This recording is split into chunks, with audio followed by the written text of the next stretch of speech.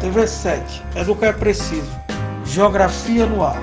Olá pessoal, quem fala é o professor Sandro Leonel. Vamos para o segundo podcast sobre a velha ordem mundial, também conhecida como bipolaridade, Guerra Fria, e aí vai. Essa primeira parte desse segundo podcast tem a ver com a caracterização dos países desenvolvidos e subdesenvolvidos. Quais são as características? Primeiro vamos para as características dos países desenvolvidos. São países com elevado grau de industrialização e alta renda per capita, apresentam IDH elevado, e o índice Gini deles é próximo a zero, indicador de boa qualidade e expectativa de vida, bem como amplas oportunidades de educação e desenvolvimento tecnológico. O PIB desses países é elevado, o desenvolvimento econômico deles dominam economicamente outros países, apresentam um desenvolvimento econômico estável, geram receitas por meio do setor industrial e de produção tecnológica. Distribuição da renda dos países desenvolvidos, ela é homogênea, qualidade de vida boa, muito boa, expectativa de vida sempre alta, o IDH é elevado, a educação tem altas taxas de alfabetismo, os indicadores demográficos também são importantes, reduzidas taxas de mortalidade, pouca mortalidade ou quase nenhum infantil e baixas taxas de natalidade. Exemplo desses países nós podemos dar: Suécia, Dinamarca, Noruega, Austrália, Suíça. Agora os países e o exemplo da configuração dos países subdesenvolvidos. Esses países subdesenvolvidos são países com baixo grau de industrialização, reduzida renda per capita, apresentam um IDH próximo a zero, muito fracos economicamente, indicando baixa qualidade e expectativa de vida, vulnerabilidade econômica, reduzidas oportunidades de educação. O PIB é muito reduzido. E o desenvolvimento econômico desses países apresentam dependência econômica dos países desenvolvidos. A economia é essencialmente agrícola e suas receitas são obtidas principalmente por meio dos setores da agricultura, ou seja, produção de matéria-prima. A distribuição de renda é muito heterogênea e concentra muita renda. Geralmente são países no qual as pessoas, poucas são muito ricas e a grande maioria muito pobre.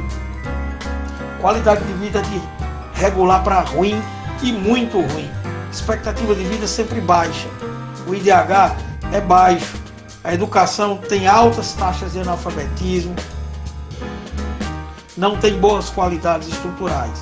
Os indicadores demográficos têm elevadas taxas de mortalidade, mortalidade infantil, grandes taxas, de natalidade. Exemplo desses países, você pode citar aí a Eritreia, você tem Costa do Marfim, Nigéria, o Congo. Esses países vão estar dentro desses conceitos. Nós não podemos esquecer que nesse entremeio entre os países desenvolvidos e os subdesenvolvidos, nós vamos ter uma nova categoria. Essa nova categoria de países são os BRICS, que é Brasil, Rússia, Índia, China e África do Sul. Esses países têm características de desenvolvimento industrial bem interessante. Tem um grau de industrialização forte, elevado. O PIB é de médio para elevado.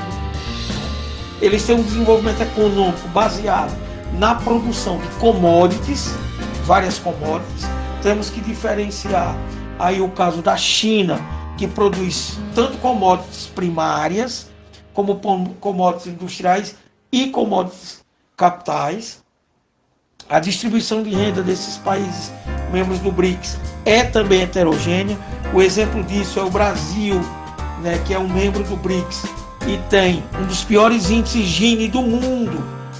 Nós estamos na posição de 120ª colocação. Nossos índices são alarmantes em termos de concentração de renda.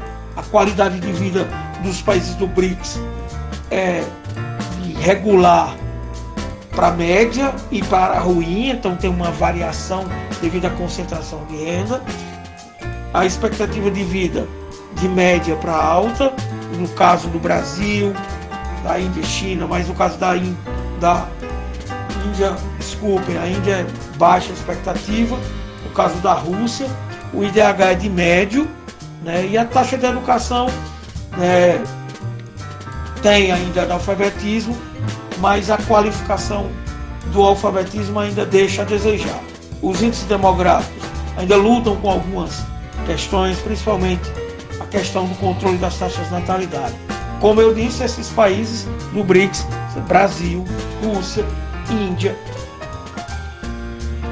China e África do Sul. Nós temos também nessa fase, que quando vai surgir essas diferenciações, temos os conflitos, os principais conflitos bélicos diante da bipolaridade, que tem uma ligação direta com a disputa ideológica entre capitalismo e socialismo. Certo? Você vai ter a Revolução Chinesa de 1949, né, onde os maoístas chegam ao poder, tiram, né, e vencem a revolta, né, com a condição de expulsar os nacionalistas liderados por Chiang Kai-shek. São expulsos para a ilha de Formosa, depois essa ilha vai ser chamada de Taiwan. Temos a Guerra das Coreias em 59, a Revolução Cubana em 59, a Guerra do Vietnã em 64, a invasão soviética ao Afeganistão. Essas são os principais confrontos, não esquecendo a guerrilha da Nicarágua, né, os contras da Nicarágua, e por aí se vai. Mais um podcast do TVSEC. Atente-se para os nossos podcasts. Educar é preciso, não conte com a sorte, conte com a gente.